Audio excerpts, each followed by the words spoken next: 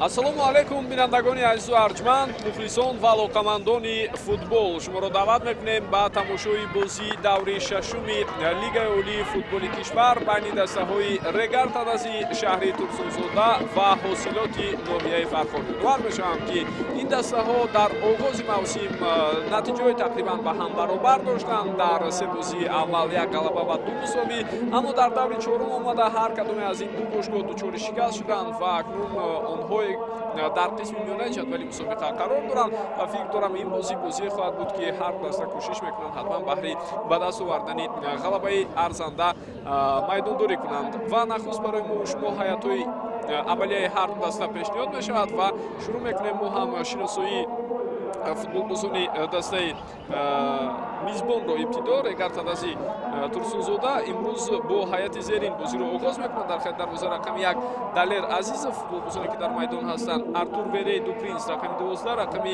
44 Бахтиёр Қаландаров, рақами 22 Акбар Бобомуродов, рақами 8 капитани даста Фирӯз Қараев. Дар хати ним муҳофиза Расул Файзов, рақами 7, рақами 6 Шӯҳрат Элмуродов, рақами 11 Фаридун Давлатов, рақами 20 Ҳикматулло Расулов, дар хати ҳуҷум рақами 9 Абдухалил Боронов ва рақами 30 Нуриддин Ҳамрокулов мебошанд.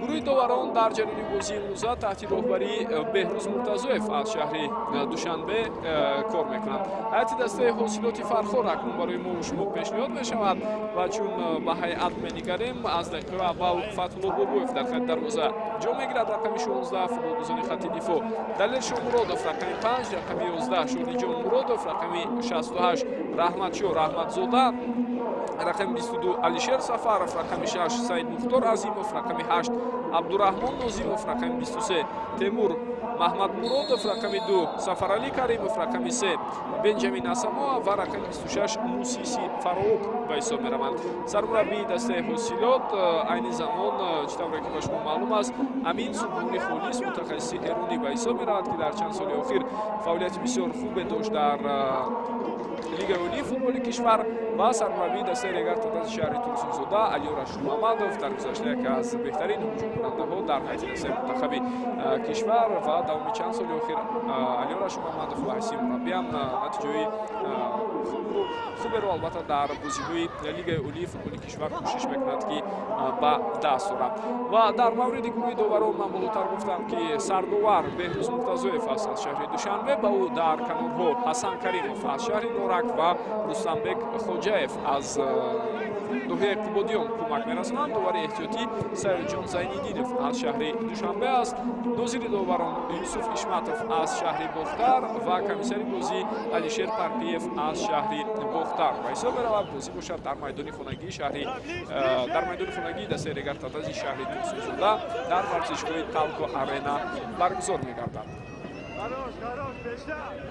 имрӯз Алиёр Ашурмамадов дар ҳайати аввалияи даста як қатор тағйиротҳоро ворид кард. ёдовар мешавам ки охирин бозии худро Регар дар ҳамин майдон дуэт карда буд ҳам бар муқобили дастаи Эсхата. бо вуҷуди бартарӣ доштан, имкониятҳои худро ба вуҷуд овардан, футболбозони мизбон муваффақ нашуданд ва ҳатто пеналтиро онҳо истифода карда натавонистанд. дар натиҷа 1-0 онҳо аз Эсхата маҳрум шуданд ва ин нахустин шикаст барои онҳо дар ҳамин мавсим ба ҳисоб меравад. ҳоло ҳуҷуми футболбозони дастаи ҳосилотро мебинем. то ба охир талош мекунад легионери дастаи ҳосилот ва дар ин лаҳза акнун читар мебинем туб аз бозигари Регар майдонро тарк карда истодааст. зарбаи кунҷи ба фоидаи дастаи ҳосилот аст.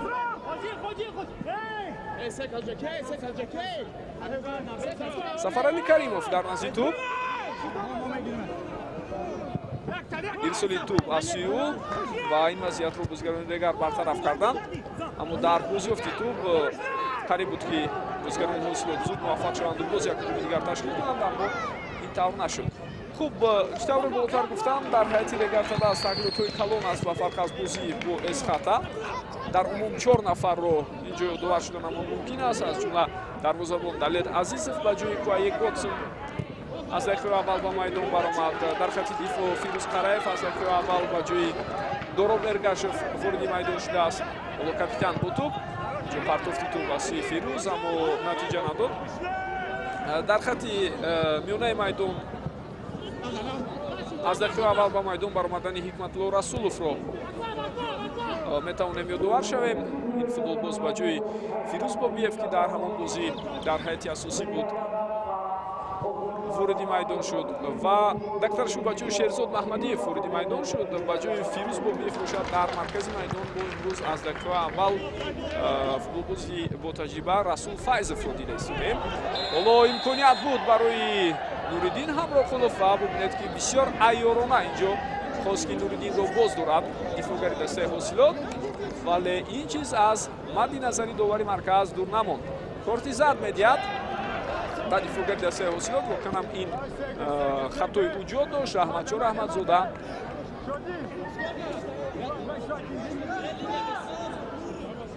бисёр айёрона дар ҳамон лаҳза хост ҳамлагари дастаи Регартадас Нуриддин Ҳамроқуловро боз дорад ва натиҷа ҳамин шуд ки ба ӯ акнун корти зард нишон медиҳанд. вазъияти стандартӣ ба фоидаи дастаи Регартадас аст.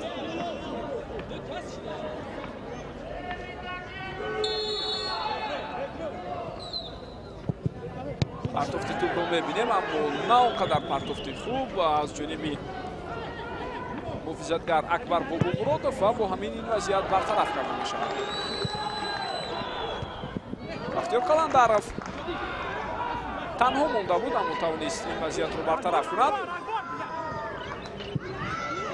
ва бозигарони дастаи ҳосилот ҳам хеле хуб ба прессинг мегузаранд, фишор оварда истоданд ва дар лаҳзаҳои зарурӣ ҳамон тавре ки мо хеле хуб медонем Амин Субҳонӣ тарҳи бозӣ ва ҷойгишаи футболбозони ҳарифро аз нигоҳи тактикӣ хеле хуб меомӯзад ва вобаста ба бозии ҳариф шогирдонашро тайёр мекунад ва бозии навбатӣ.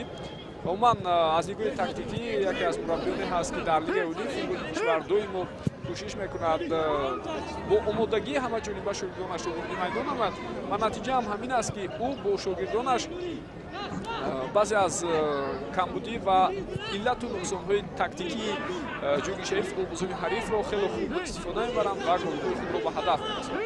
барои мисол чунин ҳолатро мо махсусан дар бозии дастаи мазкур зидди Кӯктош дида будем. ҳарчанд Кӯктош мисол хеле дар дараҷаи паст бозиашро доир карда истодааст, аммо анамон бозӣ ба таври возеҳ нишон дод ки чӣ гуна Амин Субҳонӣ шогирдонашро тайёр кардааст ва аз се голи задаи онҳо дар ҳамон бозӣ ду гол ба ҳамдигар хеле шабоҳат ҳам дошт. Фирӯз Қараев маҷбур мешавад ба марказ пас диҳад. Артур Принц, Акбар Бобомуродов, топ дар ихтиёри футболбозони Регар ва як зарба аз масофаи дур. бисёр ҳам хатарнок буд инҷо. зарбае ки Абдухалил Боронов равон кард.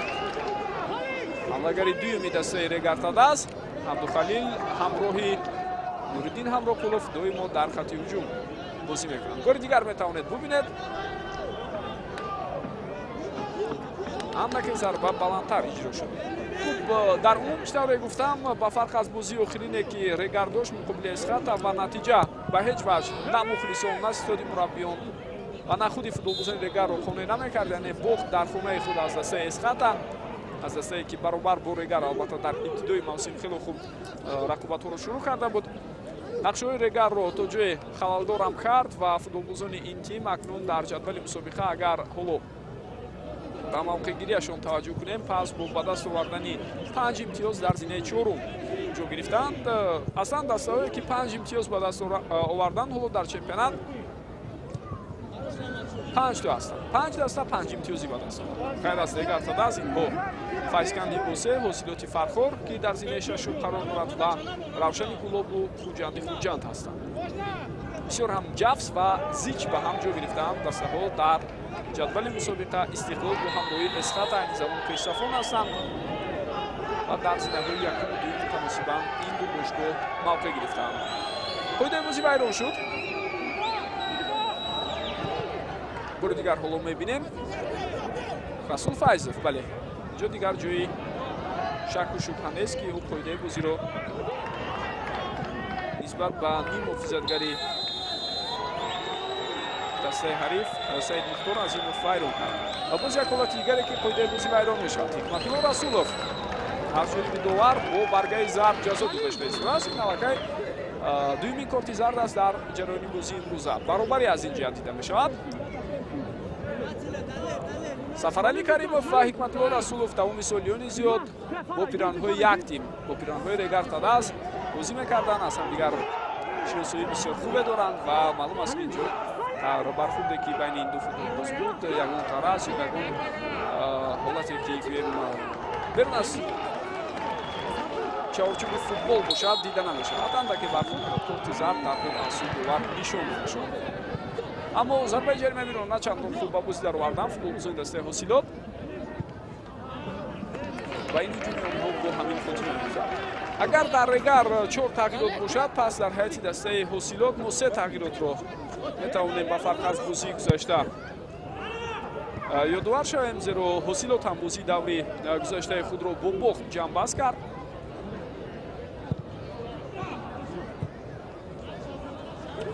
даста дар сафар аз дастаи Хатлон мағлуб шуд. онҷо голи ягонаро Рустам Кучкаров дар дақиқаи 68 ба ҳадаф расонд.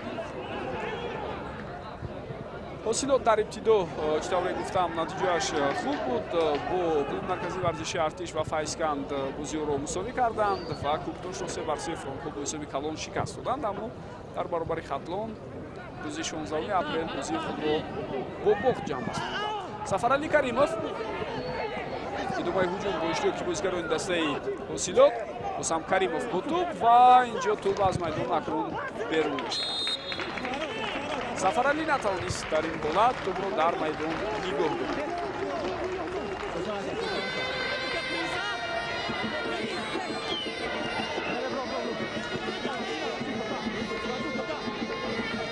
аз ҷумла агар ба ҳайате ки дар бозии бар муқобили дастаи Хатлон сармураббӣ Амин Субҳонӣ интихоб карда буд ва ҳайате ки имрӯз аз дақиқаи аввал ба майдон баровардааст назар андозем, пас мебинем ки Сафарали Каримов, Далер Шомуродов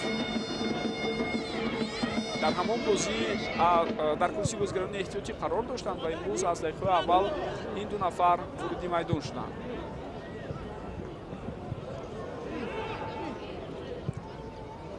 дар майдон бошад мо аз дақиқаи аввал ҳамлагар Муҳаммадалӣ Азизгӯевро бо ҳамроҳии ним муҳофизатгар Байрампур Чапанмилод намебинем. Байрампур Чапанмилод легионери эрунии даста аст ва ин ду нафар имрӯз дар курсии бозигарони эҳтиётӣ қарор доранд. аслан Байрампур Чапанмилод номунасабаш дар курсии бозигарони эҳтиётӣ ҳам нест. номунасаби Муҳаммадалӣ Азизгӯев бошад, онҷо дида мешавад. шояд осебе дорад ва ин футболбоз аз ин сабаб имрӯз аз ибтидои рақобат ба ҳамдастиаш кӯмак карда наметавонад.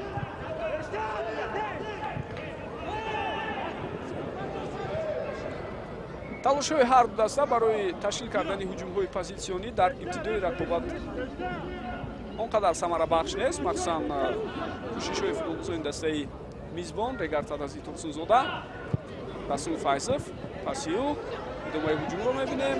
на босам туба аз даст дода шуд.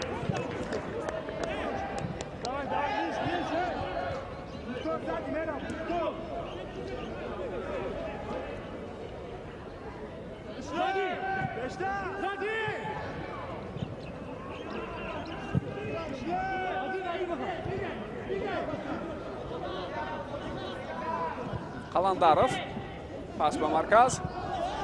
инҷо дарҳол футболбозони дастаи ҳосилот тӯбро гирифтанд.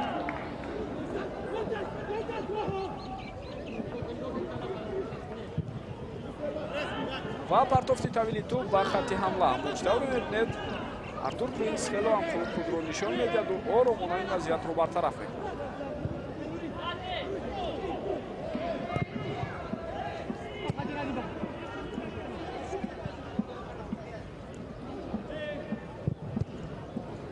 бозиҳои даври панҷуми рақобатҳо дар Лигаи олии футболи кишвар бо сабаби он ки дар рӯзҳои таҷлил аз Иди Саиди Фитр рост омад баргузор нашуд. бинандагони гиромӣ, дар даври панҷум интизор мерафт ки яке аз ҷолибтарин бозиҳо бо иштироки дастаҳои Эсхата ва Истиқлол ки дастаҳои пешсаф ба ҳисоб мераванд дар ибтидои ин мавсим дар ҷадвали мусобиқа баргузор шавад. аммо акнун ҳам он бозӣ ҳам бозиҳои дигар аз ҷумла рақобати Равшани Куллоб бо Регар Тадас, Куктош бо дастаи артиш, Эсхата бо Истиқлол, Ҳосилот бо Хуҷанд ва Файзканд бо Хатлон ба рӯзҳое ки дар тақвим ҳамчун рӯзҳои эҳтиётӣ муайян шуда буданд гузаронида шуд ва дар охири моҳи июн интизор меравад ки бозиҳо баргузор шаванд. Чанд лаҳза пештар аз ин футболбози дастаи Ҳосилот тӯбро дар майдон нигоҳ дошта натавонист ва довари Кануриам ишора мекунад ки зарбаи кунҷӣ ба фоидаи дастаи Регартадас аст. акнун хоҳем дид ки аз вазъияти стандартии навбатии худ футболбозони дастаи мизбон чӣ гуна истифода мебаранд.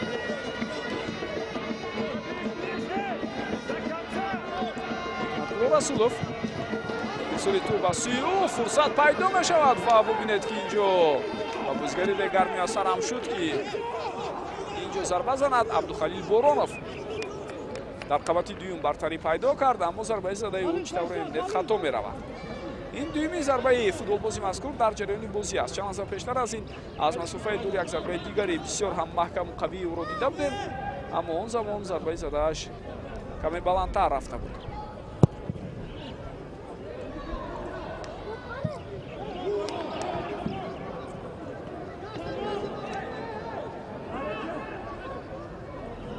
барои дастаҳои Лигаи олии футболи кишвар шояд аз як ҷиҳат ба таъхир рафтидани бозиҳои даври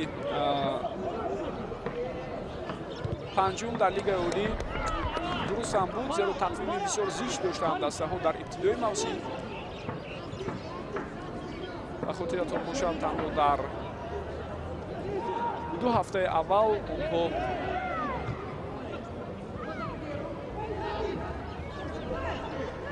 бозии 3 даврро ҷамъбаст карданд ва интизор мерафт дар 2 ҳафтаи баъди 3 даври дигар баргузор шавад ва умуман дар танҳо моҳи апрел тибқи ҳамон нақшаи аввали Лигаи футболи кишварамон баргузории 7 давр дар нақша буд.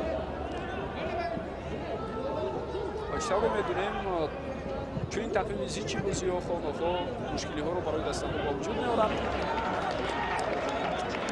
ва ҳамин аст ки дастаҳои мо то ҷое барқарорам набуданд дар ибтидои мавсими ҷорӣ. ва акнун баъд аз танаффусе ки буд боз рақобатҳо аз сар гирифта шуданд. имрӯз 3 бозӣ дар нақша аст дар даври шашум. ғайр аз бозии имрӯза инҷо офсайд ба қайд гирифта мешавад. бо иштироки Регар ва Ҳосилот ҳамчунин мо шуморо рақобатҳои дигар аз ҷумла бо иштироки дастаҳои Хатлон, Куктош ва Эсхатау Равшан интизор аст.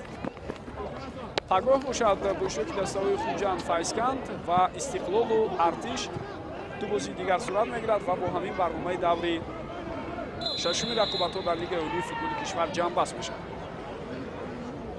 Шӯрат Элмуродовро меафтонанд дар ин лаҳза. чӣ тавре мебинем инҷо маслан қоидаи бозӣ вайрон шуда буд аз ҷониби Темур Маҳмадмуродов, легионери дастаи Ҳосилот ки аз кишвари Узбекистон аст.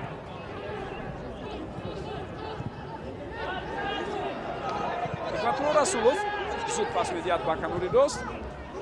Фирӯз Қараев боз ҳам маҷбур шуд ки ба қафо тӯбро баргардонад. инак ирсоли навбатии тӯб аз сӯи футболбозони Регар. Ҳикматулло Расулов ин партофро анҷом дода буд ва ин ҳам натиҷа намедиҳад.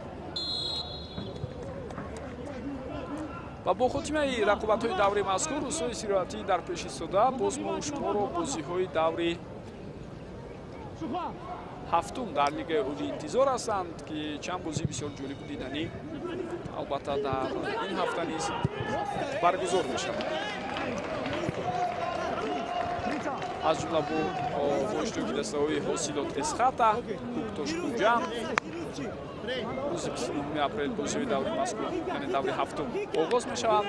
баъдан рӯзи якшанбе 30 апрел Равшан бо Истиқлол бозии бисёр ҳам муҳим аст.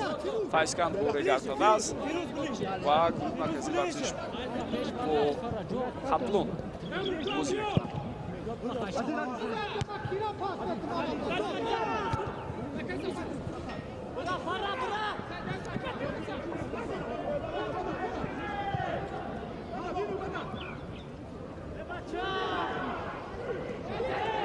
бисёрам хуб аз канори рост инҷо гузариши футболбози дастаи Ҳосилотро мебинем, аммо баъдан дар марказ тӯбро бозигарони Регар ба худ баргардониданд. мубориза бисёр ҳам ҷиддӣ аст дар ҳусни ҳосилот ростовро ба худ бармегардонанд. фақат дар ин ҳолат ҳаким беҳрӯз муртазоев ишора карда истодааст ки қоидаи бозӣ аз сӯи Шӯҳрат Элмуродов вайрон шуд. бори дигар метавонед бубинед лаҳзаеро ки Саид Мухтор Азимов ва Шӯҳрат Элмуродов бо ҳам бархӯрд.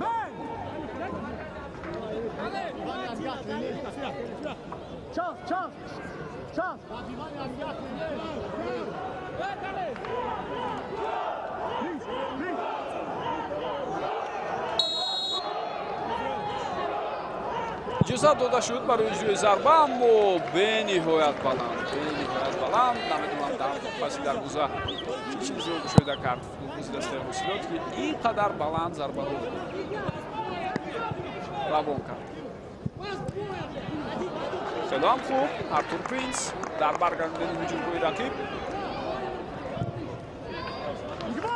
фаулона бозӣ карда истодааст ва умуман ин дифоъгар воқеан ҳам ҳамин мавсим дар кули он бозиҳое ки ҳаракатҳои ӯро дар майдон дидем хеле хуб худро нишон медиҳад. махсусан дар як ҳарбаҳо бештари вақт ӯ пирӯз мешавад ва тӯбро аз футболбозии дастаи ҳариф мегирад.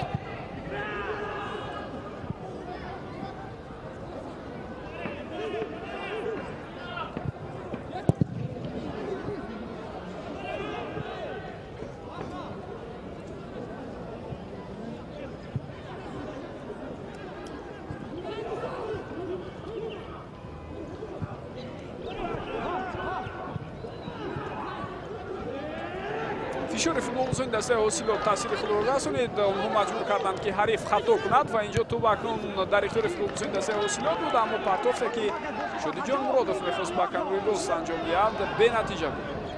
ҳикматулло Расулов дар 20 дақиқаи аввал мо ягон амали муфидеро аз ҳар ду ҷониб надидем. ҳисоб олок шуда нашудааст.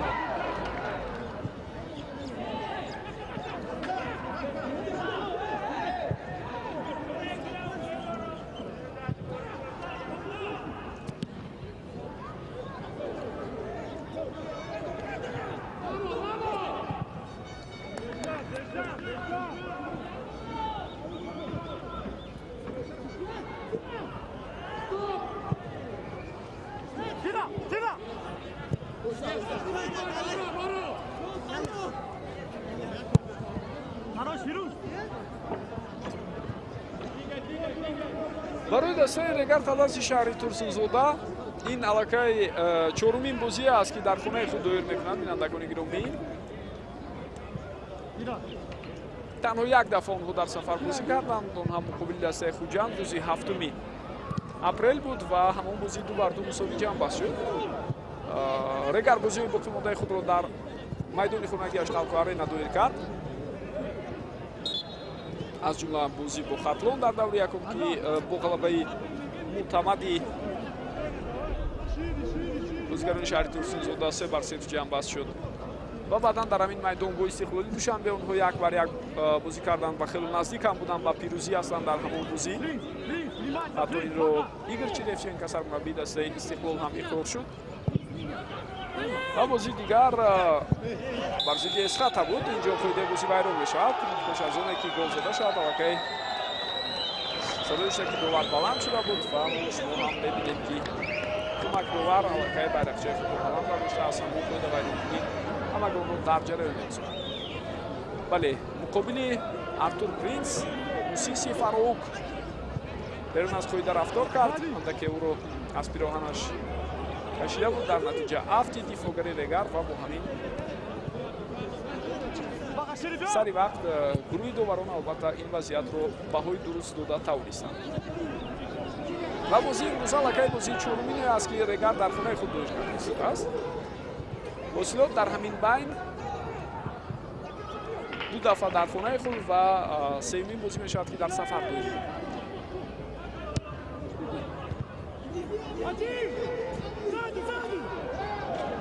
زود توپ رو فوتبالبازی دسته حسیلوت با خود برمیگردونن ولی در مرکز میدان درستم سعید مختار عظیموف توپ ستونیده میشه به سوی فوتبالبازی ریگا.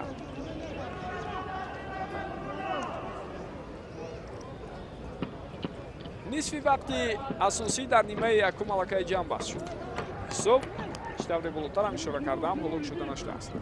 الشین سفارов از اوت توپ رو با بازی می‌دارد.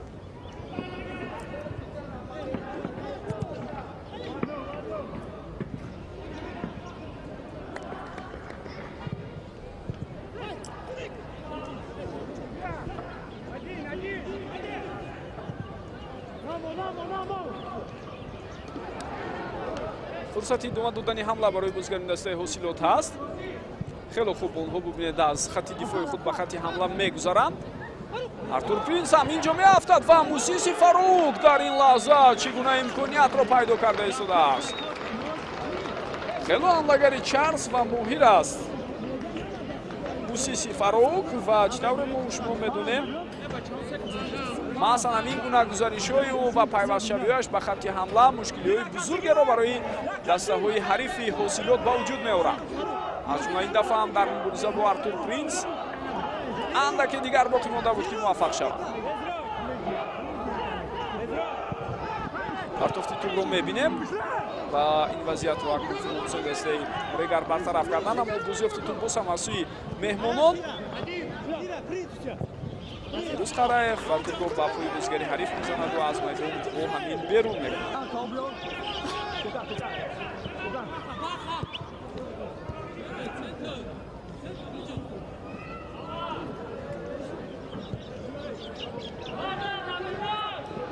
اکبر بابامرودов فریدون давлатов خیلی هم خوب توپ رو از بین پایه‌های بازیگری حریف گذرانید، اما بعداً توپ رو از دست می‌دهد.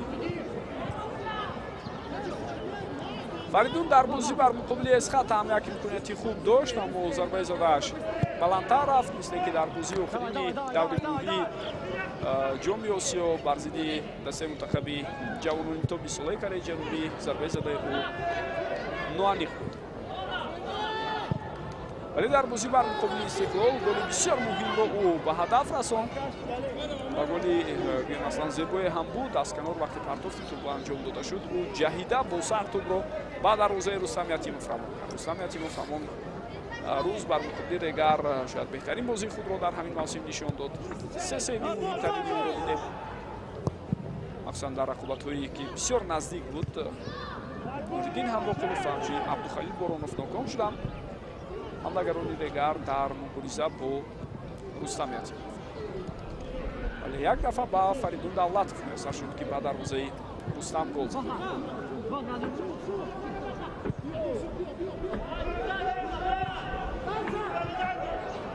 پرتافت توپ به کناری راست فیروز قرایف گزارشی او به خط حمله. اینجا هجوم را دوام دادن ممکن، زیرا توپ در اختیار فوتبالبازی ریگر است. باز یک پرتافت دیگر رو میبینیم و اکنون اینجا ضربه نوبتی از جانب عبدالخلیل بارانوف در قبط دیو بسیار هم خوب بلند میجهد، ضربه هم میزند با سر، اما باز هم ضربه خطا میرود.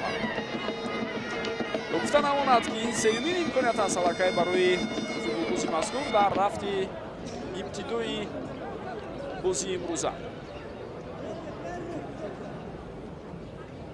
دو دفعه با سر ضربه زد، یک دفعه دیگر با پایش، اما همه این ضربه ها حالا بار هم راست جانب دروازه فتح‌الله بوبویف رفتن نرسیدند.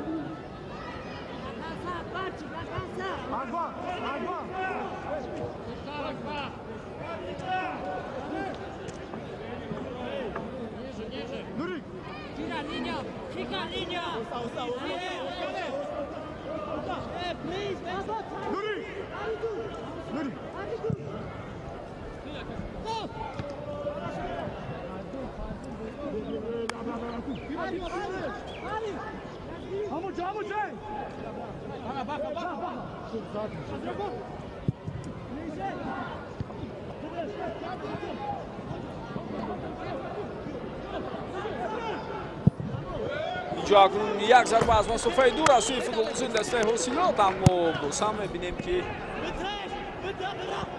مثل بازیگران دیگر فوتبالبازی حسینات هم هنگام زدن ضربه خود خطا کرده هستند. تا کنون ضربه راست از هر دو جانب و دروازه یکدیگر صورت نگرفته است.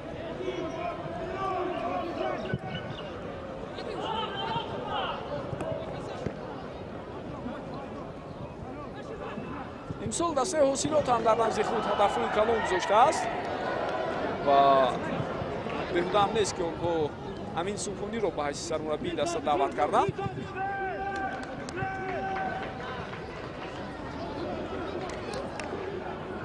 ولی ما میتوانیم همین گونه حرف رو، یعنی گذاشتن هدف‌های جدی رو در نزد خود در برابر دسته‌های دیگر نیست. بگوییم پرتافت نوبتی تو و چگونه امکانیت ضربه به تیر دروازه رسیده برمیگردد. ضربه دوم فوتبالبازان دیگر و این فرصت از دست رفته ایستاده است.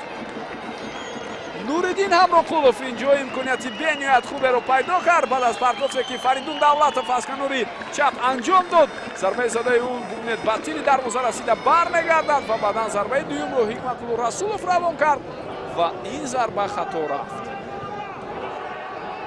بهترین امکانیت، بهترین شانس برای گلزنی، اما این فرصت را فوتبالبازان دیگر صرف نظر کردند و استفاده بردن نتوانستند. مانند به همین، یعنی وضعیت بسیار هم خطرناک را تا همین لحظه فوتبالبازان دسته حسینات نداشتند. البته گزارش موسیسی فاروق بسیار هم خطرناک بود، از کنار راست چند لحظه پیشتر رسید، اما بر همون لحظه اگر اهمیت داده باشد پس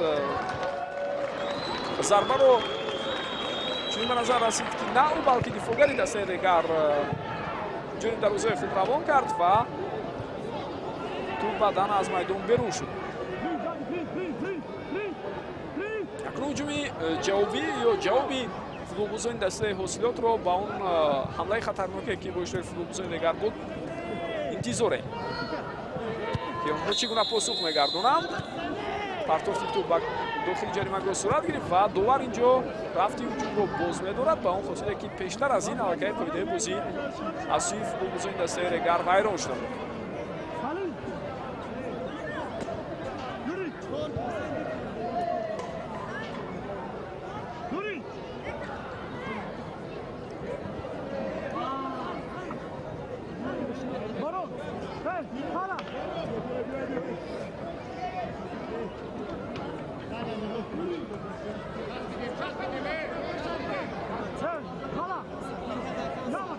بار دیگر میتوانید ببینید لحظه رو که چگونه فوتبالبازی دیگر در برابر امیشل سفرف اگر خطا نکنم قاعده بازی رو ویران کرده بود. جو پرتافت توپ از وضعیت استانداردی ضربه فوتبالبازی دسته حاصلات و توپ کاملا خطا میرود بعد از این ضربه. با گرمتر شدن وضعیت آب و هوا ساعت آغاز رقابت‌ها در لیگ اولی باز کمی دیرتر البته شروع میشوند، اما باید بگویم که هرچند اقلیم کشور ما گرم هم هست اما امکان نیست تا دسته‌ها بازی‌های خود رو بگوییم شامگاهان دایر کنند. امروز در همین باره لیگ فوتبال کشور هم یک معلومات نامه نشر کرد. با اونجا ذکر کردید که با سبب اون که دستگاه‌های چراغ پهن کنی در ورزشگاه‌هایی که دسته‌های لیگ اولی فوتبال کشور بازی‌ها رو دایر می‌کنند نیست. چون این تجهیزات اصلا غیر از ورزشگاه مرکزی شهر دوشنبه و ورزشگاه مرکزی شهر حصار در دیگر ورزشگاه‌ها نیست. از این خاطر امکان نیست که دسته‌های لیگ اولی فوتبال کشور بازی‌های خود را شامگاهان دایر کنند. حکمت‌الله رسولوف نه دیر کردن روی پستیه علاقه از توپ رو میگیرن. حالا طبق همون نقشه بر ساعت آغاز بازی‌ها 16:30 معین شده است، اما بعدا ممکن باز هفته‌های بعدی زمان آغاز رقابت‌ها ساعت 17 نیز تعیین شود. بله علاقه از دور گوینده از دور هفتم سر کرده. بازی ساعت 17 با وقت دوشنبه شروع می شوند. یک سوال دیگر هم بود راجع به اون که چرا در روزهای استراحتی بیشتری بازی گذاشته نمیشه تا اینکه مردم برای استراحت و فراغت خود بعد از کار بعد از تشویش‌هایی که در 5 روزی کاری هست بیایند فوتبال تماشا کنند، حلاوت برند، استراحت معنوی کنند. با در نظر داشتیم که در ابتدای سال آینده یعنی ماه январи سال 2024 جام آسیا برگزار میشود و نخستین مرتبه دسته منتخب کشورمون به این مسابقه قرار گرفته است. دستان در کاران تصمیم گرفتند که امسال مثل موسم گذشته در لیگ اولی نه بلکه خیلی هم برمکتر بازی جنباز کرده شود تا اینکه وقت مونند برای تیاری دسته منتخب کشورمون جهت اشتراک در این مسابقه. تقویم امساله برگزاری رقابت‌ها در لیگ اولی البته کمی فرق هم میکند. باز یک پرتافت دیگر به داخل جریمه‌گاه از سوی حکمت‌الله رسولوف و ضربه زده نوریدین همراقولوف را این دفعه می‌بینیم، اما باز هم خطا میکند. نوریدین هنگام اجرای ضربه خود از بازی که نوریدین به هیئت دسته رگر پیوست شد، تنها در بازی بر مقابل دسته خطلون گل زده توانست بر مقابل دسته سابق خود در دوره یکم.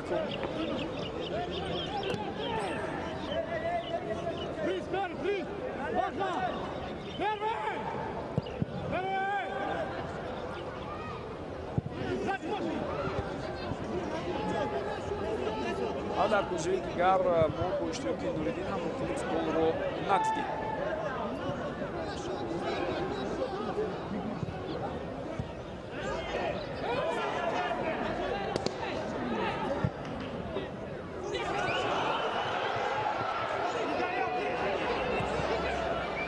حکمت‌الله رسولوف داوری کانادایی اشاره میکند که این طور اینجا محض از بازی با تجربه رگر از میدان بیرون شد. این موسم بیشتر حکمت‌الله رسولوف از کرسی بازیگران احتیاطی به میدان میبرد. این سبب‌های خود را دارد. سن سال فوتبال روز به جای رسیده است. دیگر مثل سال‌های قبلی نمیتواند با سرعت برای گسترش بخشیدن حمله و سهم خود را گذارد و اینکه درست خوب از صورت افزایی‌هایش در تشویق کردن حمله‌های برخواسته دست سهم گذار باشد.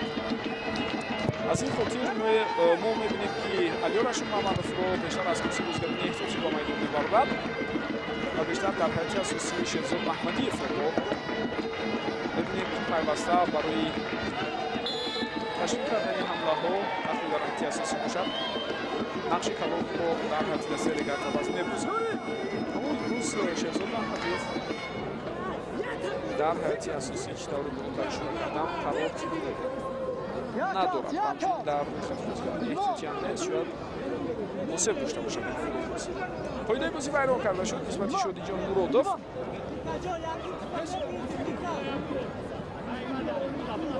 وضعیت استانداردی فوتبال‌بازی دسته حاصلات.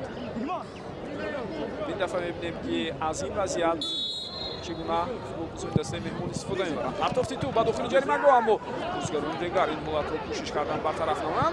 شوقت المرادوف نه اونقدر پاس خوب است و در حال فوتبال‌بازی حاصلات فرخار توپ را به خود برمیگردانند. هجوم توسط کناری راست باید اکنون دوام یابد. با اشتراک فوتبال‌بازی دسته حاصلات توپ را در میدان نگاه داشتن نتوانست. ابتدا چنین به نظر رسید که توپ در میدان باقی ماند، اما بعدا فوتبال‌بازی دسته حاصلات توپ را در میدان باز داشتن نمیتوانند و به این امکان از دست می‌دهند. امروز حاصلات با 3 دفاعگر بازی کرده است. بینندگان گرامی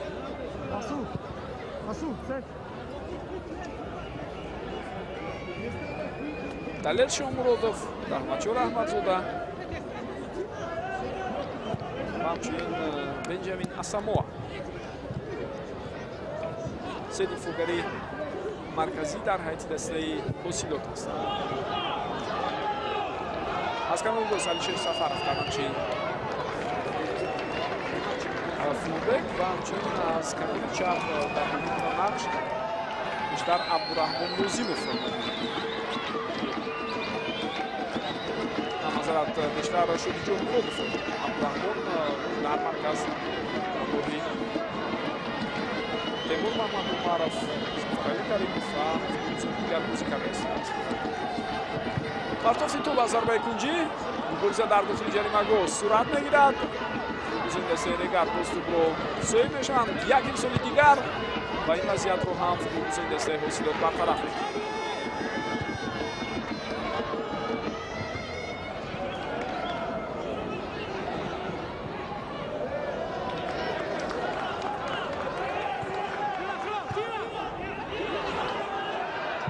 фурсати навбатӣ ва бубинед ки чӣ гуна зарбаи қавӣ аз масофаи дур билохира ба Абдухалил Боронов муяссар мешавад ки дар кӯшиши чоруми худ зарбаро рост ҷониби дарвозаи ҳариф равон кунад.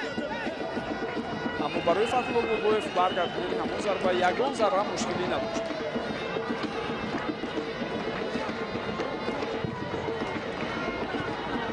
фурсати навбатӣ, аммо офсайд аст акнун. Фаридун Давлатов каме мавқеи худро тағйир додааст. Аз канори чап ба канори рост омадааст. Пайвастшавии ҳамин футболбоз ба хати ҳамла бисёр ҳам ҷолиб аст. бале ҳангоме ки ба ӯ пасро равон мекард Абдухалил Боронов, Фаридун аллакай дар ҳолати нобозӣ буд.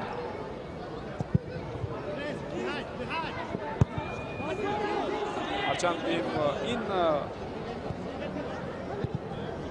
офсайде ки ба қайд гирифта шуд чандон намоён набуд, аммо довари канорӣ хело хуб мушоҳида карда тавонист ва қоидаи бозӣ вайрон мешавад. Беҳрӯз Муртазоев дар маркази таваҷҷӯҳи мо ишора мекунад ба он нуқтае ки қоидаи бозӣ вайрон карда шуд. ва бори дигар мебинем бале Раҳматшон Раҳматзода дар ин ҳолат қоидаи бозиро вайрон кард.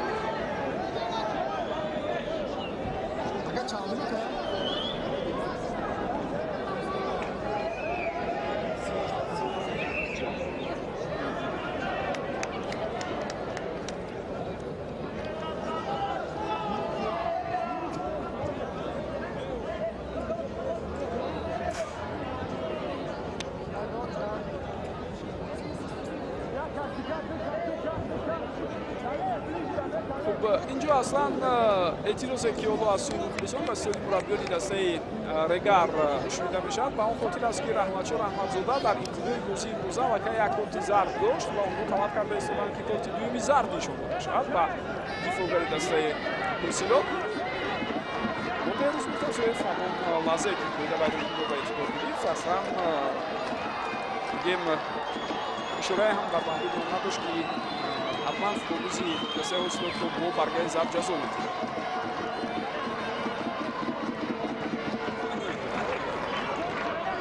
Фирӯз Қараев дар назди тӯб аст. партофти тӯб ба сӯи ӯ дарвозабон ин ҳолатро кӯшиш кард бартараф намояд бо ҳамроҳии дифоъгари худ Фатҳулло Бобоев дар ин вазъиятро рафъ карда тавонистанд. боз як вазъияти стандартии дигар бо иштироки футболбозони дастаи мизбон ирсоли навбатии тӯбро мебинем ва ин ҳолат ҳам бартараф мешавад. тӯбро аз дохили ҷаримагоҳ футболбозони ҳосилот дур карданд. фурсати навбатӣ ва имкониятро бозигарони Регар боз ҳам истифода бурда натавониста истоданд.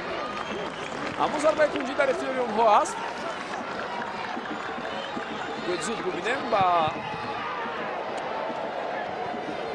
ҳамон ҳолате ки барои мо шумо такроран пешниҳод шуд ҷуд таваҷҷӯҳ кардем. инҷо фурсати навбатӣ, як зарбаи дигар, аммо баланд аст ин зарба.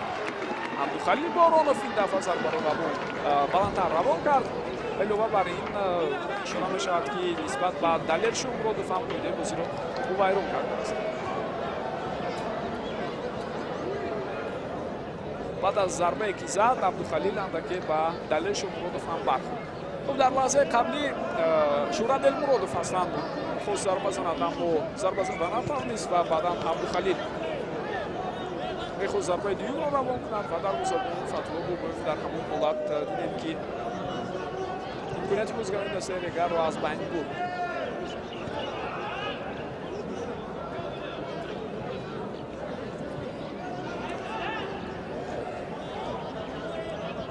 خیلی فشار زیادی فوتبالبازان دسته رگر توی چند دقیقه اخیر به نظر میرسد.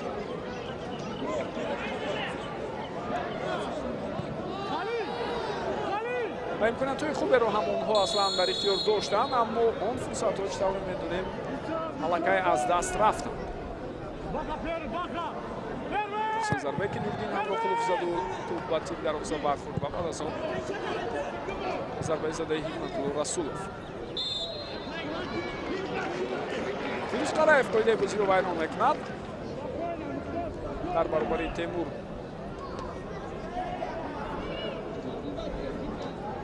محمد مرودов و در صحنه تکراری هم این کورنر رو می‌روزد برای شما بیاوری کورگردان پیشنهاد می‌کنه.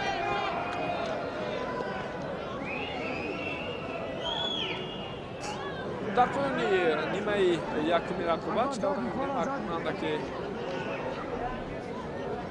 وقت تلف یافته ایستاده است.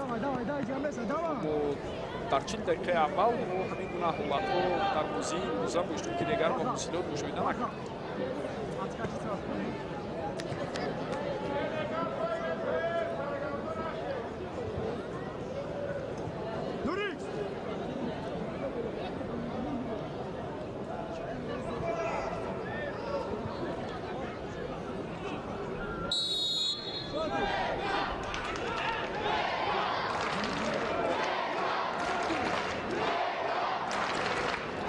رحمتشور رحمتزاده برطرف توپ با سوی او و اینجا امکانیتی فوتبال‌بازی است بسیار با همین از بین می‌رود.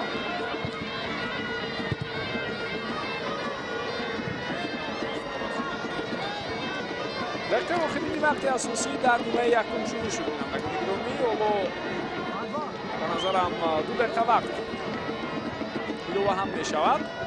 ما از همین رقم رو ما در تابلوی صاحب زنی دیدیم. دوباره احتیاطی رقابتی امروزه.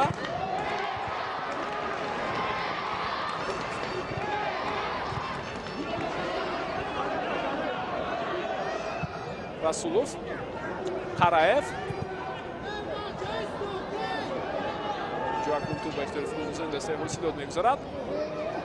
خیلی خوب در مرکزی میدان رو حرکت کرده ایستادن موسیسی فاروق. فوتبال‌باز بسیار هم خطرناک است و می‌بینیم که اینجا اکنون ارتور پرینس با او خلال می‌رساند. بعداً یک ضربه دیگر از سوی فوتبال‌بازی دسته حسیلات شدی جان مرودов این ضربه رو روان کرد و چطور دیدین توپ به دستی دروازه‌بان دیگر رسیده بعداً از میدان بیرون شد.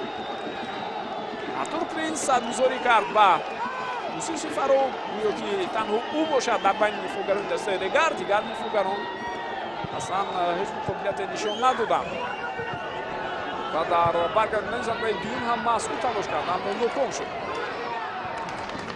فوتبال‌بازی دسته حسیلات حالا کوشش میکنند که امکانیت نوبتی رو پیدا کنند اما با آنها این کار میسر نشد. ولی توپ رو نگاه میدارند فوتبال‌بازی دسته مهمان. موسیسی فاروق رو ببینید چگونه توپ رو قبول میکنند.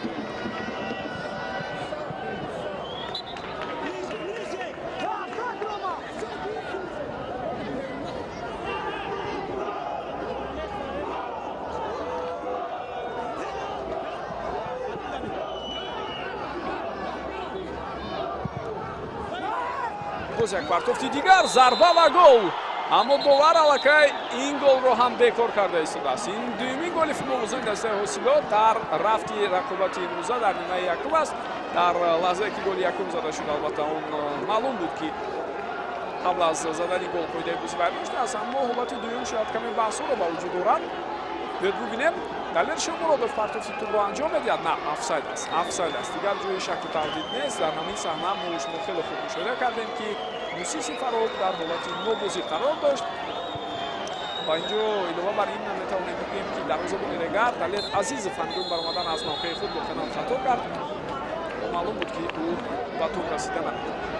با همین 2 دقیقه علاوه کرده دوباره مرکز بهروز مرتضی فاطمی‌یوف گل زده فوتبال‌بازی دسته حسیلات چطور در صحنه‌های تکراری ما دیدیم مصاحبه‌ام که آفساید وجود داشت با اعتبار گرفته نشد و در همون یک لحظه در اون واحد сардовар бо кӯмакдовар талони худро баровард. Хуб бо ҳамин бинандагони гиромӣ ба тузидошуда барои нимаи якуми рақобат хотима меёбад. Даставро ба танаффус даъват карда истодааст Беҳрӯз Муртазоев. Мо низ андаке танаффус мекунем ва баъдан барои тамошои қисми дуюми бозӣ ба варзишҳои Талку Аренаи шаҳри Турсунзода бармегардем.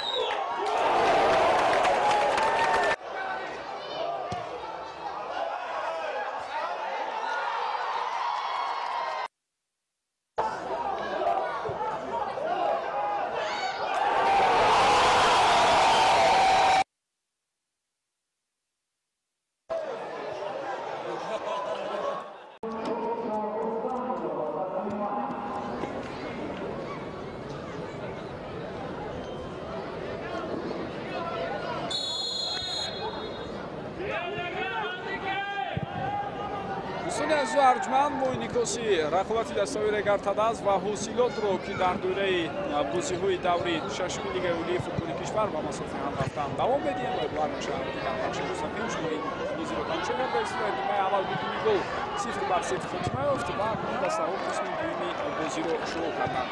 ва ба маворид аст дар ибтидо босам дар бораи ҳайатҳои ҳар ду даста гуфта гузарем, чун дар оғози қисми дуюм чӣ тавре мушоҳида мешавад аллакай тағйирот дар ҳайати дастаи Регартадаз дида мешавад. аз қисми бозигарони эҳтиётӣ ба майдон баромад футболбоз бо рақами 5 Шоҳур Сангов ва ӯ ба ҷои Муҳаммадулло Расулов ҳамроҳи рақобатро давом медиҳад.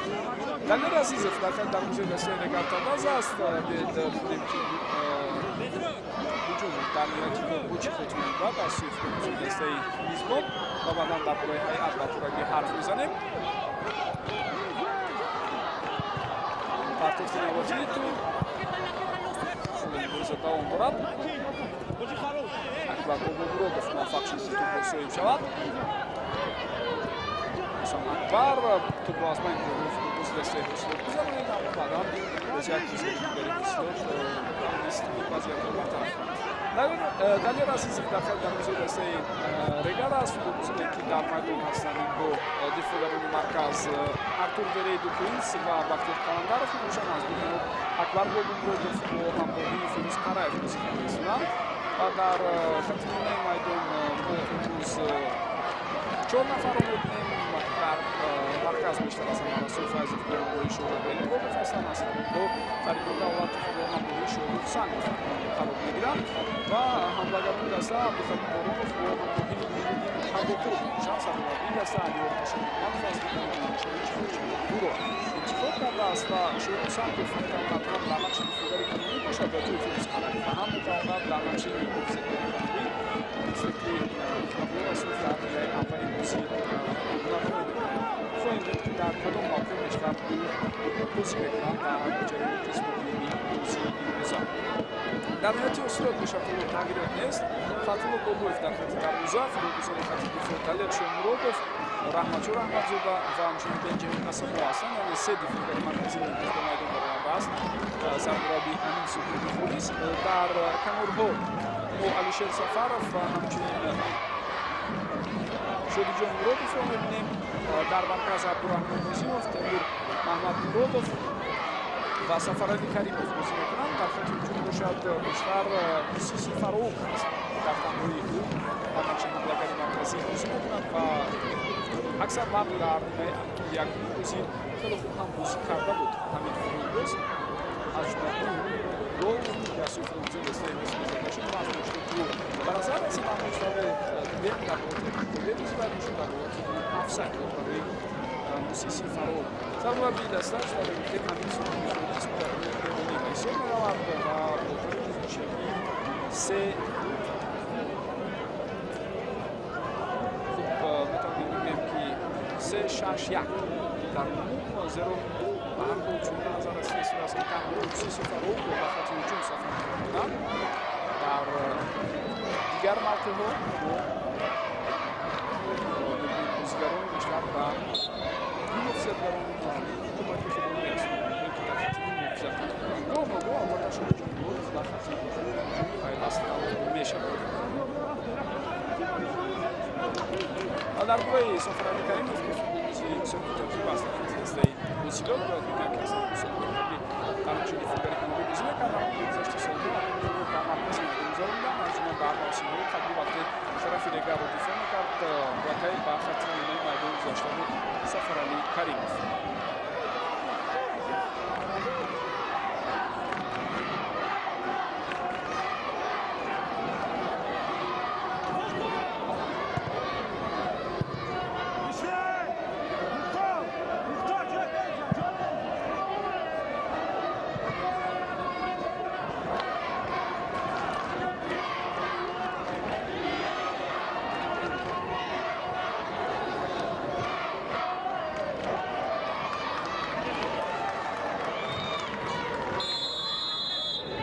Вайнушкин пойдет на себя, но сам боится горный играть. Бенуз Муртазеев, фаул, در دستی او کوتیزاد است. جاک بود و افتی بزرگ است دیگر. شما دیگر کوتیزاد میشود. استعمال می‌دونید دیگر در سه بازی و خیلی خوب کالابان دارد. بعد از پیروزی در برابر خطران در دوره یکم شد می‌دونید نیورشون آمد. با استقلال خوجان مساوی بازی کردن شاید سطح حریفان رو با اعتبار بگیریم و بگوییم که نتیجه خوب هم بود و واقعا خوب بود هم مساوی در سفر با خوجان و هم در خونه خود با استقلال 1-1 بازی کردن و کسب امتیاز نتیجه خوب هم اعتراف می شود اما باخت از خطش دوره بازارم شروع کردیم نه اونقدر نتیجه خوب بود بطور موزه بودگرداری شد که هم استقلال و هم میتونستیم دسته از این نتیجه ها خونه نبود تا امروز البته رگاه برای برکت آوردن سه امتیاز در مقابل دسته دیگری که برابر بود با 5 گل در جلو بس میدان شد در نیمه یکم امکانات بیشتر ماچ برای فوتبال لیزبون بود عبدالخلیل بارانوف 4 ضربه زد و در این دسته که سفرش بود و یک تشخیص نوردین محمدگلوف 2 ضربه زد و یک ضربه خوب با تیم در جلسه برگشت و رسول هم فرصت داشت ضربه زد حاصلات باشد بیشتر در عکس وجود بود و جستجو کرد بهترین موقعیت را موسیسی فرو از وضعیت صنعتی نوبتی باز هم یگان ورود به حسین نمیشود برای فوتبال دسته لیزبون عکس وجود بازیگران حاصلات رو میبینیم سفر علی کریموف از این توپ رو میگیرند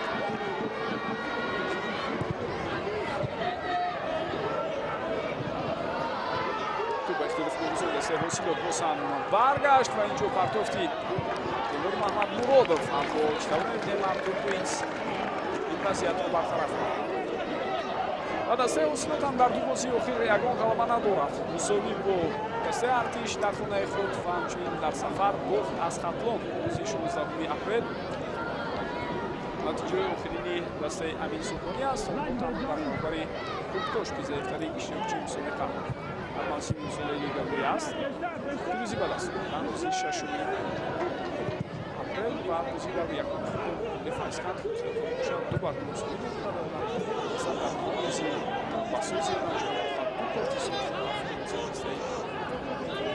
دسته بسیار کیشون شد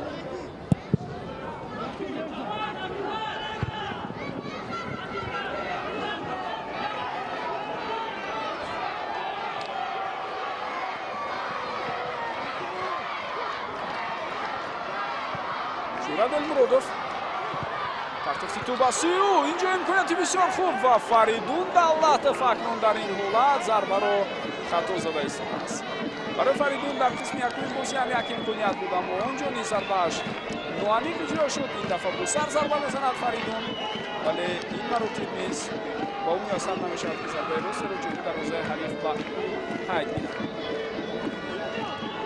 باری آخر دسته‌های رگر تدازی توسوزوده و حاصلات فرخور در لیگ اولی بینندگان گروهی روز 23 آگوست سال 2017 با هم روبرو شد. در اداره حاصلات برای سالون بسیار درون از لیگ اولی بود. در این بین در موسم 2021 وقتی رگر در لیگ یکم فوتبال کشور بازی می‌کرد همراه حاصلات فرخور برخورد فوتبالی کرده بود. لیگ اولی رو با اعتبار بگیریم و از گفتیم توصیه‌ها تقریبا 6 سال گذشته است. چه بازی بیان شد و بعدا کتاب دیگه شد سانگوف در مسکویدا در برابر شد جمهوری رو حرکت می‌کنه.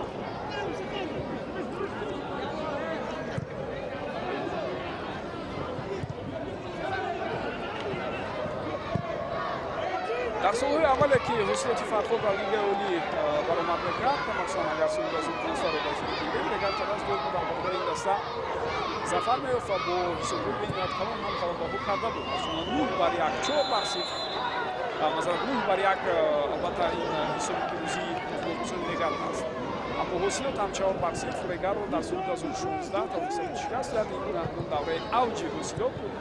سال 2016 هم این دسته خیلی خوب بازی میکرد در لیگ اولی و از اون نتیجه موسم سال 2016 آنها با مسابقه آسیایی سال 2017 از اون مرحله انتخابی جام کنفرانسی فوتبال آسیا که مرکز راه پیدا کرد.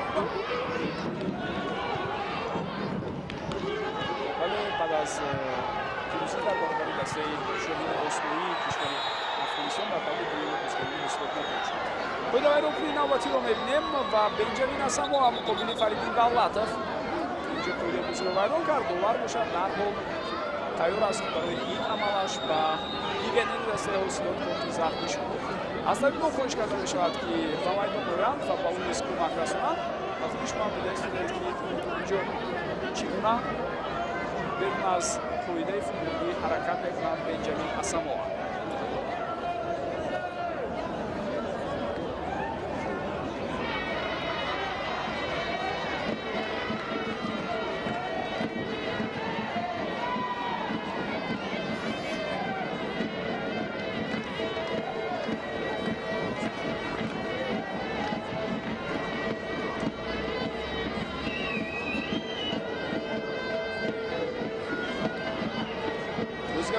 احتیاطی دسته حاصلاتی فرخور رو بالا شما نشان رسیدن و شاید این شما با من هست که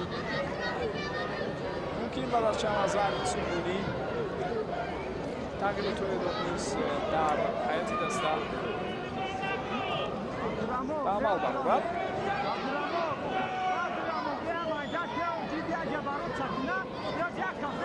بار دیگر رو میتونم این لحظه رو که چگونه نسبت فریدین دولتوف به مسکویدا بنجامین اسامو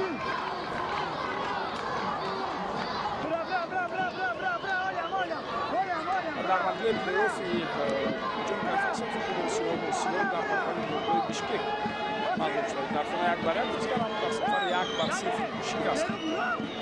فیروز قرایف در نزدیک توپ است.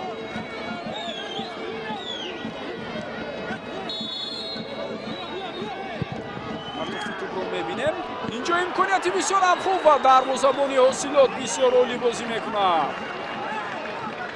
لوبوبوف توانست که این ضربه را برگرداند در حالت مذکور و بار دیگر می‌تواند ببینید بینندگان گرامی این ضربه که اجرا می‌شود از جانب اکبر بابا مرادوف بود اگر خطا نکنم و محض همین دفاعگر با سر ضربه زد که لوبوبوف این حالت را برطرف کرد.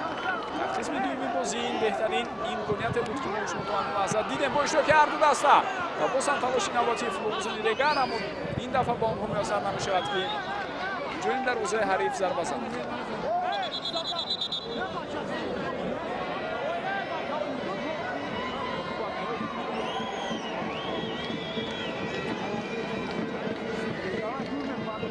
چون در مورد برآمد دسته حاصلات در لیگ اولی بالاتر سخن گفتم باید یادآور شوم که سال‌های 90 حاصلات یکی از دسته‌های فعال بود اما اصلا نتیجه بالاترین آنها در لیگ اولی شغل زیله هشتم بود.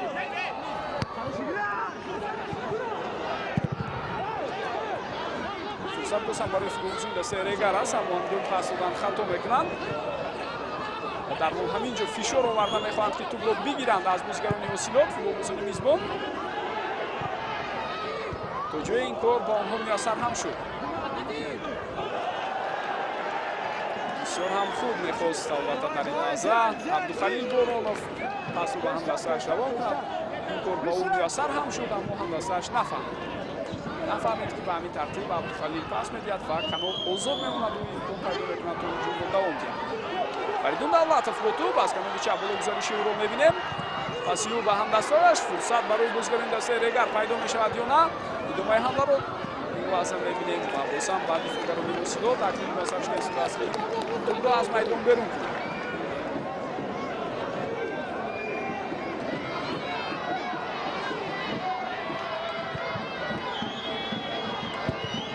бисёри навбатии тӯб ва дар ин ҳолат акнун бубинед ки иштибоҳ нофаҳмӣ байни дарвозабон ва дифогари ҳосилот боиси голи бозигарони дастаи Регар тадаст мешавад ва Нуриддин Амрокулов ҳамроҳ бо ҳамдастаояш аз ин гол албатта истиқбол мегирад, аммо мо шумо ҳатман хоҳем дид дар саҳнаи такрорӣ ки оё воқеан гол аз сӯи ӯ зада шуд ва ё ин ки ин автогол буд аз сӯи худи футболбозони дастаи ҳосилот, яъне тӯб ба дарвоза равон гардид.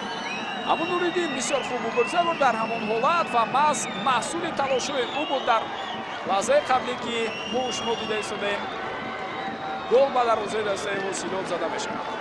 ҳамин субҳонӣ бо ин ишораҳои худ ба Илшод Восифов ва дигар ёварони худ ишора мекунад ки чӣ гуна дар ҳамин як ҳолати оддӣ хато кардан мумкин аст. дарвозабон Фатҳулло Бобоев пеш аз ҳама ин ҷо ки аввалин шуда ба тӯб расиданаш аз эҳтимол дур набуд. бибинед ин ҷо ӯ бо даст не балки бо пояш ҳаракат кард, яъне хост зарба занад ва ин аслан автогол ҳам ҳаст. бинандагони гиромӣ, ба ин тартиб ҳисоб дар дақиқаи 60 бозӣ шуда мешавад ва футболбозони дастаи Регар тадаст ба ин тартиб акнун ба пеш мебароянд. ҳосилот оғози қисми дуюмро на чандон хуб шурӯъ кард, ташаббусро пурра ба ихтиёри дастаи ҳариф дод ва Регар барои ин албатта ҳарифро ҷазо ҳам дод то ҷои дуюм хато нахоҳад буд. Фаридун ангои пас додан хато мекунад, дар ҳоле ки боз вариантҳои муносибтар ҳам буд, аммо зуд футболбозони Регар тӯбро баргардониданд. гузариши навбатии Шорух Сангов аз канор, зарбаи ӯ баргардонида мешавад ин ҳолат ва дарҳол футболбозони дастаи Регар фишорро зиёд мекунанд ӯ мехоҳад ки тӯбро соҳиб шуда ҳуҷуми навбатии худро ташкил кунад. аммо бозигарони ҳосилот ҳам хеле хуб мубориза буд ба истоданд, лек дар ин лаҳза акнун мебинем Фирӯз Қараев қоидаи бозиро вайрон мекунад. тӯбли Шодиҷон Муродов, Сафарали Каримов, пас ба марказ, Шодиҷон Муродов, боз паси ҷавобӣ ба канори рост. аз ин ҷо акнун партофти тӯб ба самти Мусиси Фаровок буд, аммо тӯб то ба ин легионер рафта нарасид. Абдухалил Боронов партофти тӯбро анҷом медиҳад, Бенҷамин Асамоа бошад, зуд ин ҳолатро бартараф кард ва Нуриддин Ҳамрокулов дар мубориза бо ин футболбоз берун аз қоида рафтор мекунад. бозиро давом додан мумкин аст.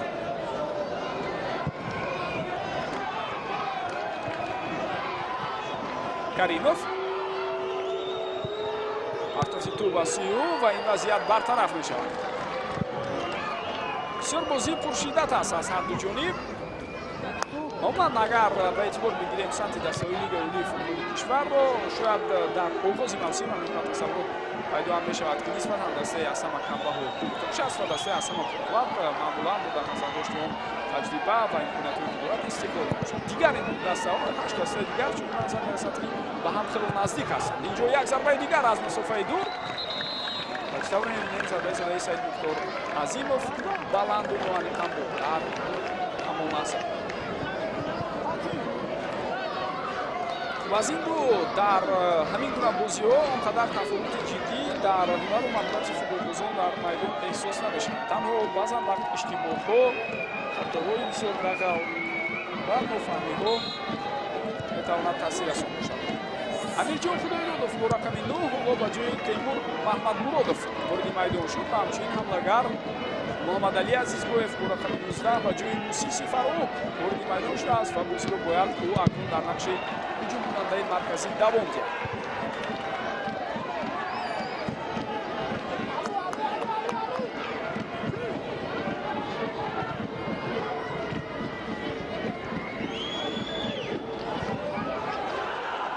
фурсат барои футболбозони дастаи ҳосилот. Инҷо зарбаи бисёр ҳам хатарнок ва дарвозабон як илоҷ карда Далер Азизов ин ҳолатро баргардонд.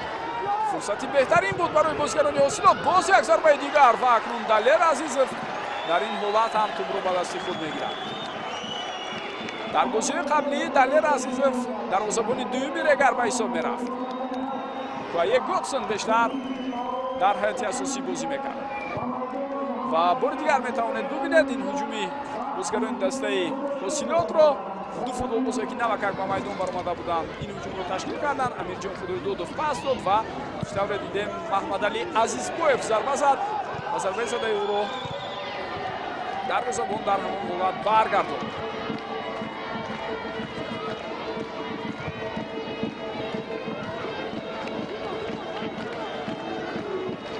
дар солҳои 90 албатта дастаи ҳосилот то соли 1997 ва соли 1999 пайвастан дар лигаи олӣ иштирок мекард ва баъд аз он як муддати тӯлонӣ аз лигаи олӣ дур буд. соли 2003 баргаштанд ва як мавсим бозӣ кард. бозам онҳо зинаи 15-умро гирифтанд ва аз лигаи олӣ берун шуданд ва баъдан дар соли 2012 баргашт. боз як мавсим бозӣ кард ба лигаи якум ҳафтин ва дар соли 2016-17 кӯшиш карданд натиҷаи хубе ба қайд гиранд. вале баъд аз ин боз ҳам мо аз соли 2017 ин тараф ҳосилотро ки яке аз дастаҳои серсарин дар лигаи олии футболи кишвар маҳсуб мешаванд дар бозиҳои лигаи олӣ намедидем. инак ин даста баргашт бо ҳадафҳои ҷиддӣ, бо тайёрии хуб, бо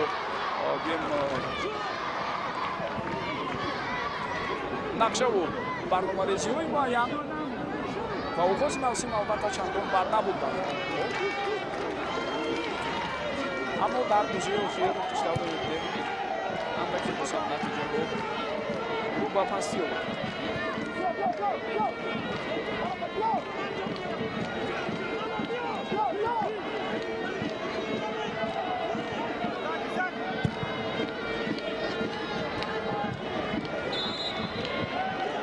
поидаи бозӣ вайрон шудааст, мегӯяд дувар Беҳрӯз Муртазоев.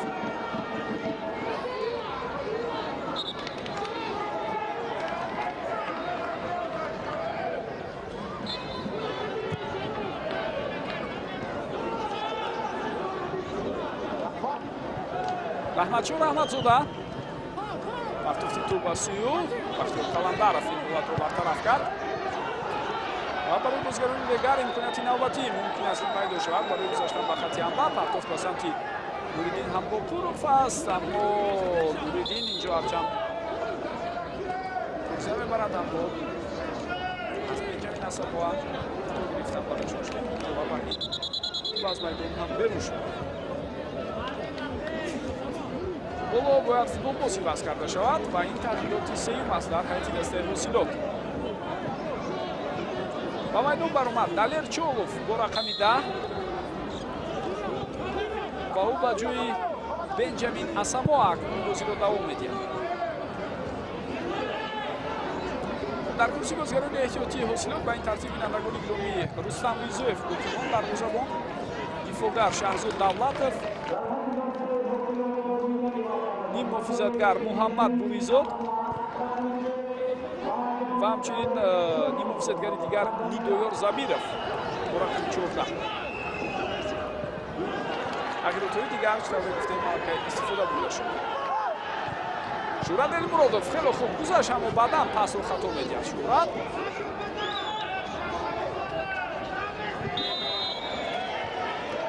акбар Бобомуродов бошад дар мубориза бо Далер Чолов берун аз қоида рафта буд.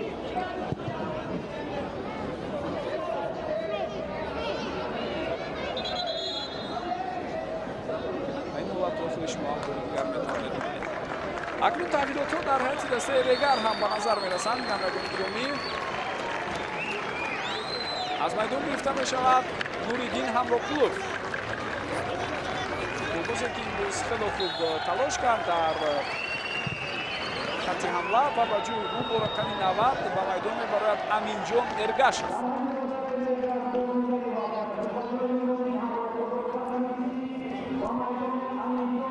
дар курси бозигарони эҳтиётии дастаи Регар дарвозабон Коаек Готсон ним офизатгар Фирӯз Бобиев, дактараш ним офизатгарон Фирӯз Бобиев, Иброҳим Зокиров ва Акбар Шелдори Ораш боқӣ мезананд.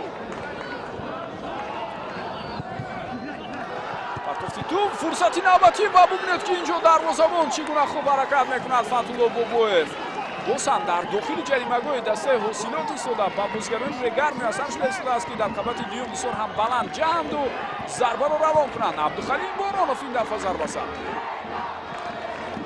фикр дорам ҳамин Субҳонӣ ва ёварони ӯ бояд дар ҳамин маврид чораҷӯӣ ҳам намоянд хуб мешавад.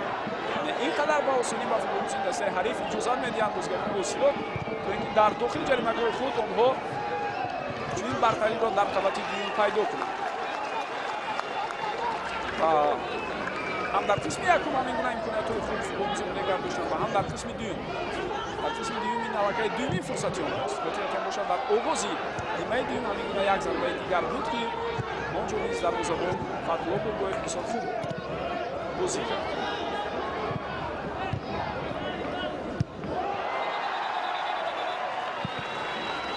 довар берӯз мунтазир аз рафти бозиро манъ мекунад, зеро ба яке аз футболбозон ёрии тимӣ лозим аст.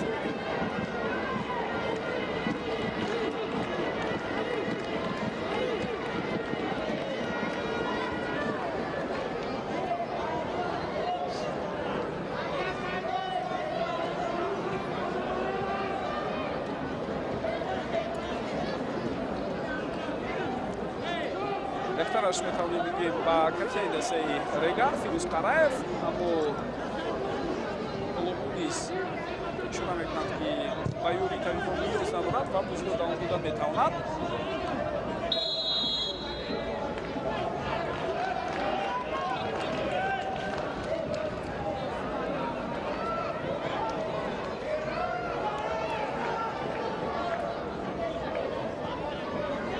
دقیقه آخر بسیار بازی پرشدت دقیقش 10-15 دقیقه آخر بسیار بازی پرشدت رو هر دو دسته پیشنهاد کردن.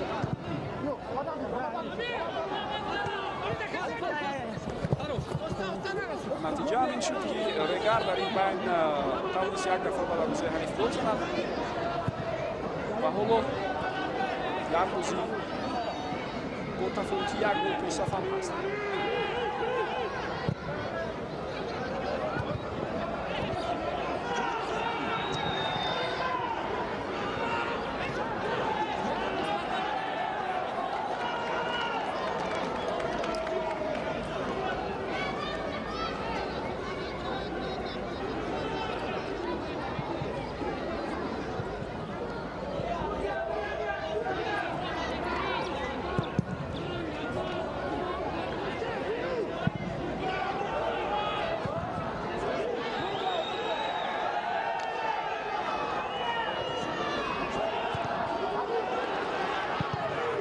یک ضربه دیگر از مسافه دور، اما این دفعه بازم فوتبالبازان دستای رگر همین خطا ضربه را روان.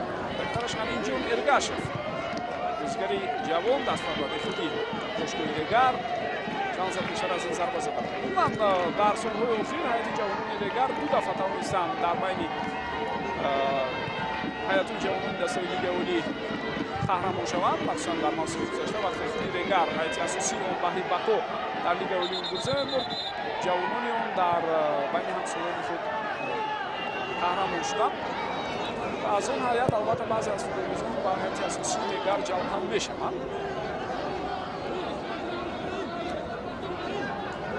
عبدالرحمن نظیموف بعد از برخورد چند سال پیشتر از این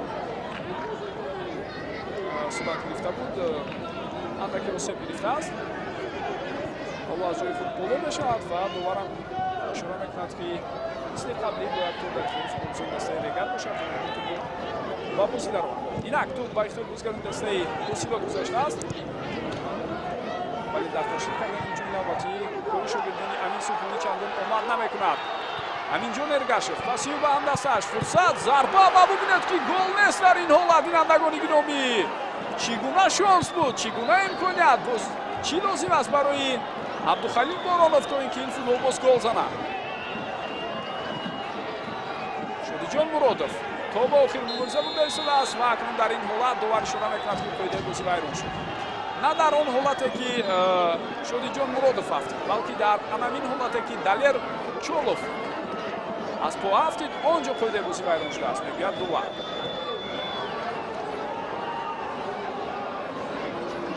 ба ин лаҳзаи қаблие ки шонси беҳтаринро Регар аз даст дод.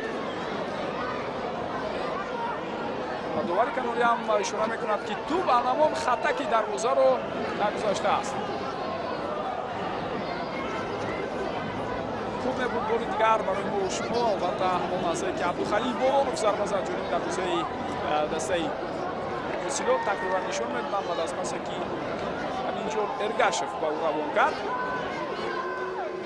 ва ин лаҳзаҳо таваҷҷӯҳ акнун ба вазъияти стандартӣ аст ки футболбозони дастаи Ҳосилот дар ихтиёр доранд. ҳастанд нафароне ки метавонанд бевосита зарбаро рост ҷониби дарвоза равон кунанд ва яке аз онҳо албатта Сафаралӣ Каримов аст ки чунин таҷрибаро дар гузашта дар ҳайати дастаи Регар додааст, пеш аз ҳама дошт. иҷоза дода шуд, зарба зада мешавад ва туб ба девори дифоӣ расида баргашт. аммо ҳуҷуми футболбозони дастаи Ҳосилот давом дорад.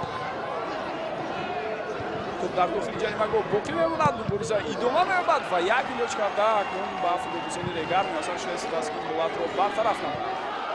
ва бубинед дар ин мубориза чӣ гуна хуб талош мекунад футболбози ҷавони дастаи Регар ки чанд лаҳза пештар аз ин ба майдон баромад. Олиҷон Эргашев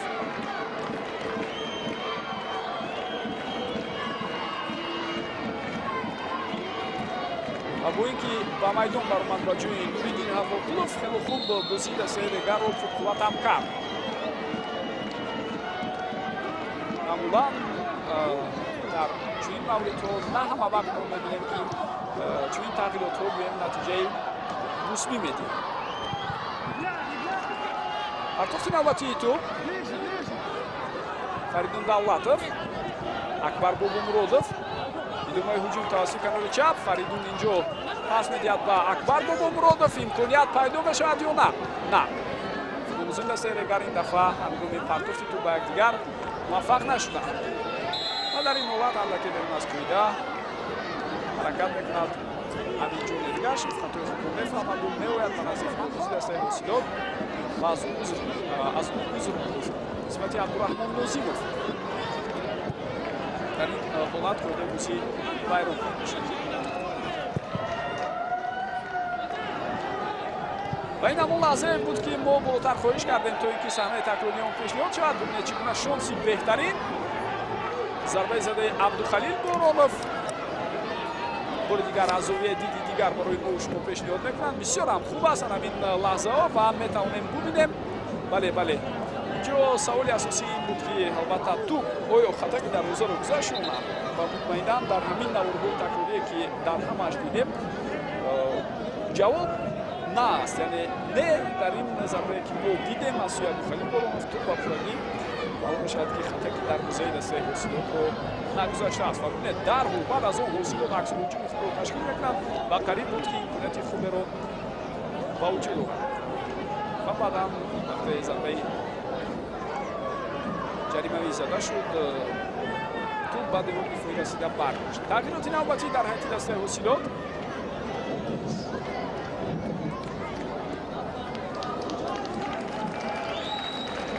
аз майдон гирифта мешавад Сафаралӣ Каримов ва ба ҷои ӯ ба майдон мебарояд Нидоёр Забиров гурахани 14.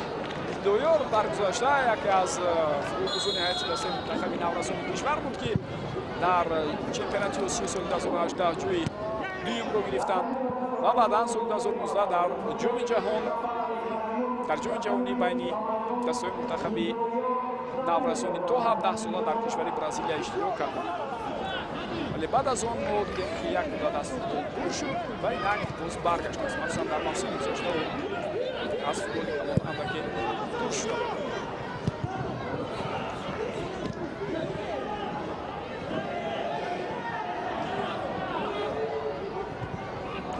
хело ҳаракатҳои хуби футболбози дастаи Ҳосилот инҷо дар канори рост ба назар мерасанд.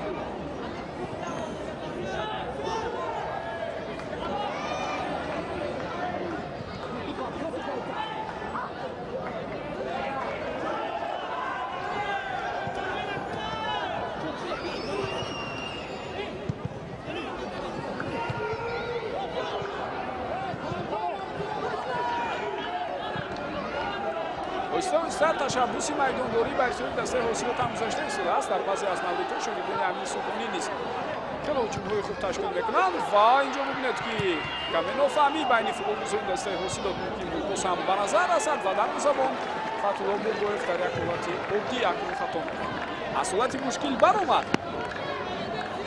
вале баъдан хате мумкин буд бехато ба ҳамдастояш пастият тубро аз майдон берун карда истодааст.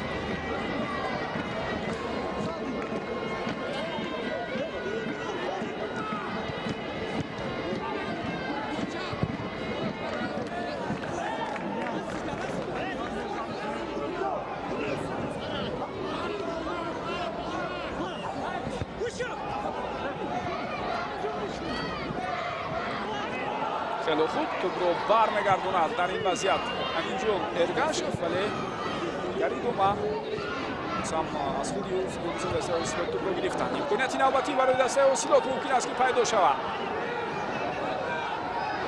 аз канори чап гузариши Нигоҳ Забировро мебинем.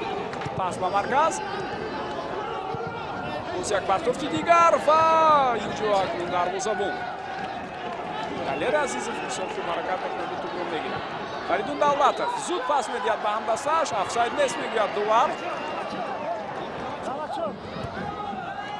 ва туб аз Амин Эргашев акнун майдонро тарк карда истодааст.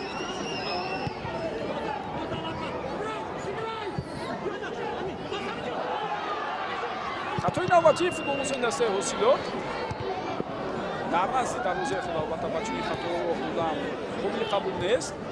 бояд бозигарони дастаи ҳосилот ин чизро хеле хуб дарк кунанд ва вақти онҳо иниши бо зуд рафт шуду имкон пайдо карданд ки ба ҳуҷум гузаранд ва Бахтиёр Қаландаров дифогари дастаи регар бошад ки роҳи ин ҳамларо мегирад.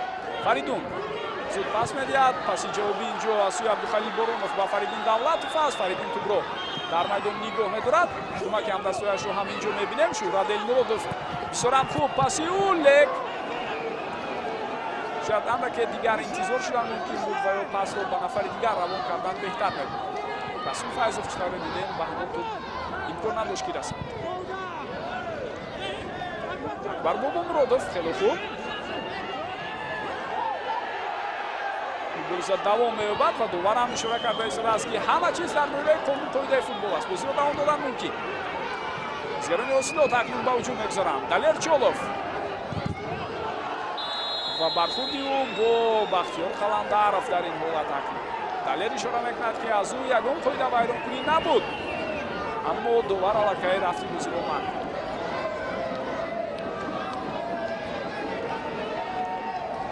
кард. бори дигар бубинем. шояд андаке бархурд бурдан инҷо воханам чандон бархурди ҷиддӣ дида намешавад.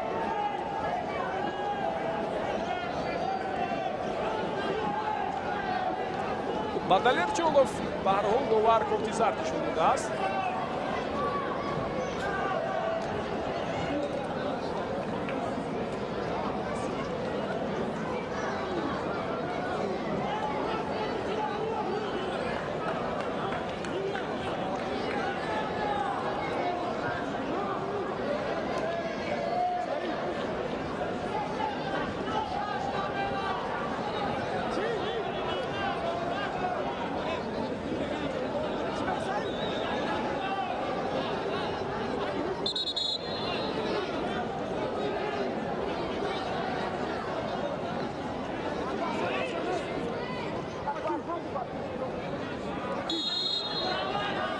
бояд бигӯям ки Далер Чолов дар баробари Наврӯз Рустамов ду футболисти дастаи ҳосилот буданд ки дар ҳамон бозӣ бар муқобили Файзкан дар даври якум мусоибиро ки ба ҷанги муҳкиша бархостанд бо футболисти дастаи Файзкан Мусин Абдуғафоров аз майдон хориҷ карда шуда буданд. инҷо ту бо футболисти дигар ба худ бармегардонад ва Далер баъд аз се бозие ки имкони широ карданро надошт дигар бора имрӯз ба майдон баргаштааст. аммо Наврӯз Рустамов боз як бозии дигар ба дастаи ҳосилот кӯмак карда наметавонад. аммо дар бозии даври баъдӣ Наврӯз Рустамов бояд дар рақобат иштирок кунад.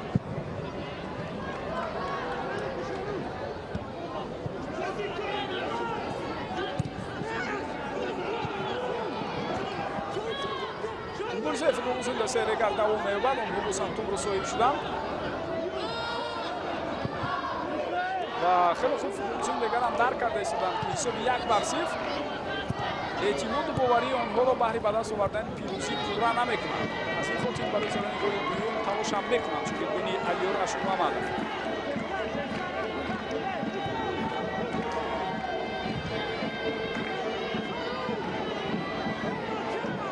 سزا دیدوان شب که علیور اشرف‌محمدov باعث مربی یک مدت در دسته موسیقی فرخور هم فعالیت کرده بود.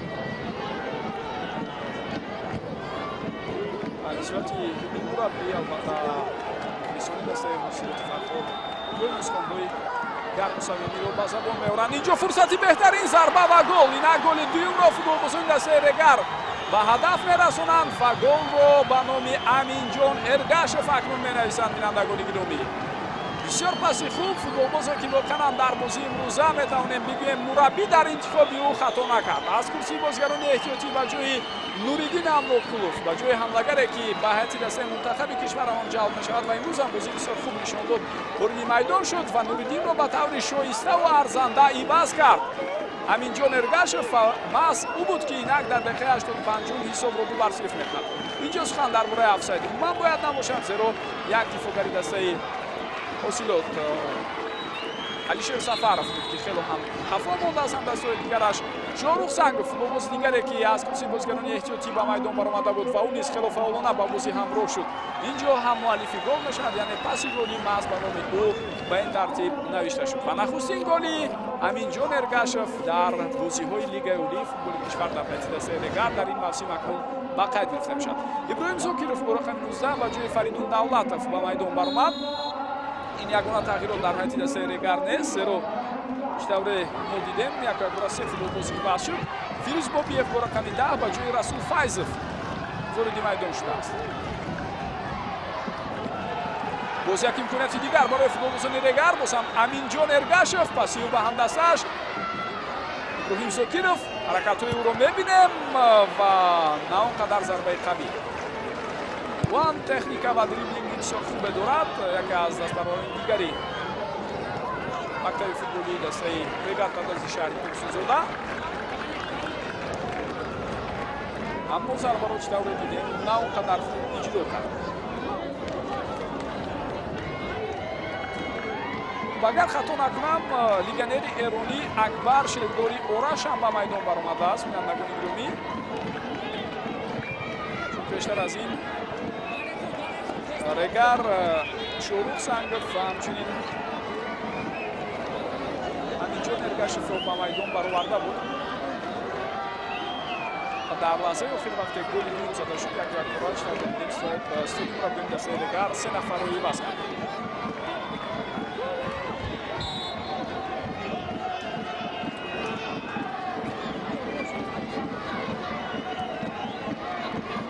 و معلوم است اکنون وقت حساب با تبدیلی فوتبالبازان دسته رگر است اونها به این ترتیب کوشش میکنند وقت رو کشال دیند وقت تلف یابد اما حاصلات رو گذراندن داده ایستاده است. شاید شانس‌های بسیار خوبی را هم شاگردان امین سوخانی پیدا کنند در آخر بازی امروزه. ضربه از مسافه دور اجرا بشود و بسیار ضربه محکم و قوی بود اما بختیار قلندرов برگرداند و کوشش دوم فوتبالبازان دسته اوسیلوت اما این دفعه هم سرگذاری بازیگران رگر تاثیر خود را میرساند. ضربه کنجی است به فایده دسته مهمان. نه اکنون اکبر شلداری اورش به میدان میبرد بینندگان گرامی و این تغییرات آخرین در هیئت دسته رگر است. شهرت المرادov باز هم مثل بازی‌های قبلی خیلی خوب در مرکز میدان بازی کرد. مثل نیدویل زبیروف در هیئت دسته منتخب نورسان کشور همه سینه‌ها را گذاشت در چمپیونات آسیا جهانی رو گرفت در جام جهانی اشتراک کرده بود سال 2019 و اینک در اون چند سال اخیر در لیگ اولی بسیار خوب بازی هم می‌کند.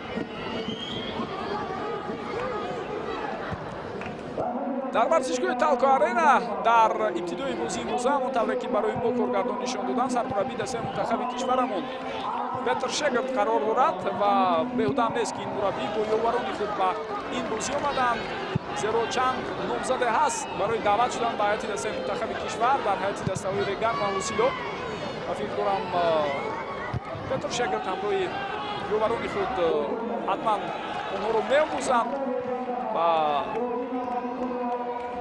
قبلا چطور او ضمن یکی از مصاحبه‌های خود با خبرنگاران اشاره کرده بود درهای دسته منتخب کشور برای همه فوتبالبازان باز است و می‌بینیم که بیشتر او با فوتبالبازان جوان برتری می‌دهد و شاید میانی فوتبالبازان دسته دیگر و اصول نفرات افزانده رو هم باید دسته منتخب کشور رو دعوت کنند بشه. و چطور می‌بینید بینندگان گرامی پگاه مراسم کودکشی نخستین مسابقه اساسیه فوتبالی کشورهای آسیای مرکزی معروف به کافا با اشتراک دسته‌های اساسی منتخب این منطقه برگزار می‌شود. یک ضربه بسیار هم قوی از مسافه دور خطا و در نخستین چمپیونات کشورهای آسیای مرکزی که در شهرهای تاشکند ازبکستان و بیشتر کرگیزستان صورت می‌گیرد 7 دسته اشتراک می‌کنند غیر از 6 دسته عضوی کافا همچنین کشور عموم دعوت شده است. قبلا خبرها بود درباره دعوت روسیه و خیتای اما این دو دسته‌های منتخب دعوت رو رد کردند و اشاره کردند که برای اشتراک در این مسابقه حاضر نمی‌شوند.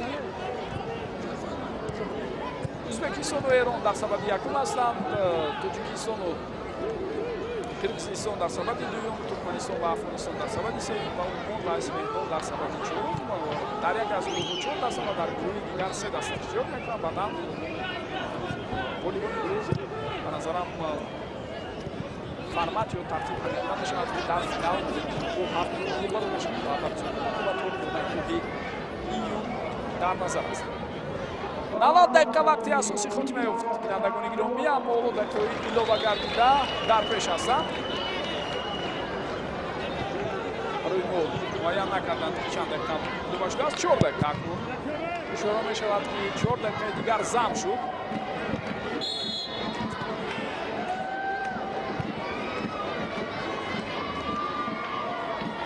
برای این عملش اکنون کارت زرد هم می‌گیرد. بازی روزا نه تنها با گلی زده بلکه با کارت زرد گرفته‌اش هم برای امینجان ارگاشف در خاطر بازی نمود. اما بعدها او کارت زرد نشود. کم به خاطر دارد و تمام گلش بیشتر حرف زد بعد از خاتمه این بازی.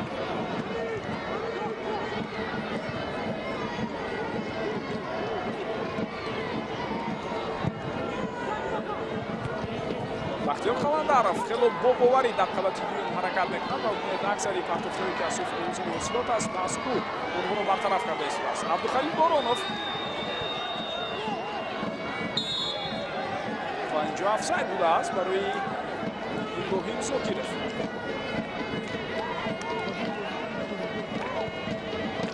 مخلصان دسته رگرد از اصلا شادی و خرسندی می‌کنند. در ورزشگاه تاکو آرینا هم مسابقه موسیقی و شادی و خرسندی مخلصان علاقه به گوش می‌رسد.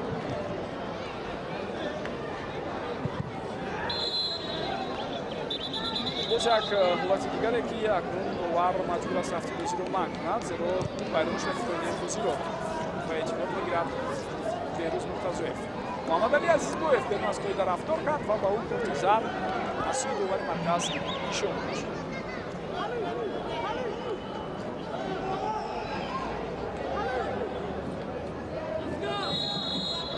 باری دیگر میتوانید ببینید برای همین حرکتی که در برابر فیروز قرائف انجام داد و او کارت زرد نشان داد داور مرکز.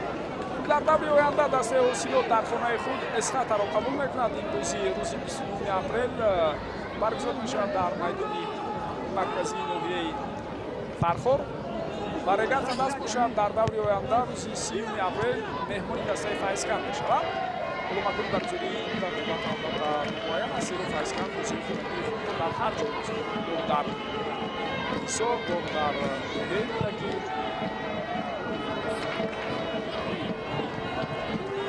شاید بعدا قبول میشه البته برگزاری بازی خود دسته فیضکند در دور آینده مقابل رگرد.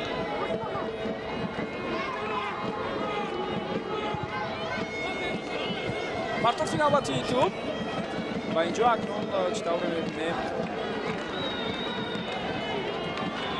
Талерчолов тубро дар майдон гол дошта наметавонад. дар пироҳани ӯ Талерхолов навишта шудааст, аммо дар ҷаласаи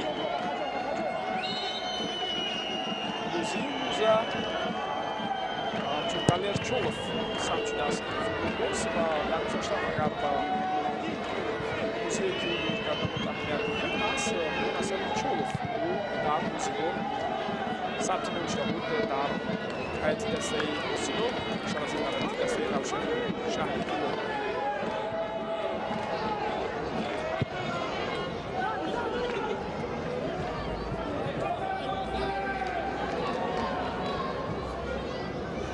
Тубас футболбози дигар майдонро тарк кард. Зарбаи кунҷӣ аст ба фоидаи дастаи Ҳосилот ва ин охирин шонс ва имконияте аст то ин ки футболбозии дастаи Ҳосилот ҳадди ақал бо задани гол рақобати имрӯзаро ҷамъбаст кунад. 04 дақиқаи илова шуда хотима ёфт. Далер Азизов ин вазиятро бартараф мекунад ва илова бар ин маълум мешавад ки дар лаҳза нисбати дарвозабони дастаи Регар қоидаи бозиро ҳам Муҳаммадалӣ Азизбоев вайрон кардааст.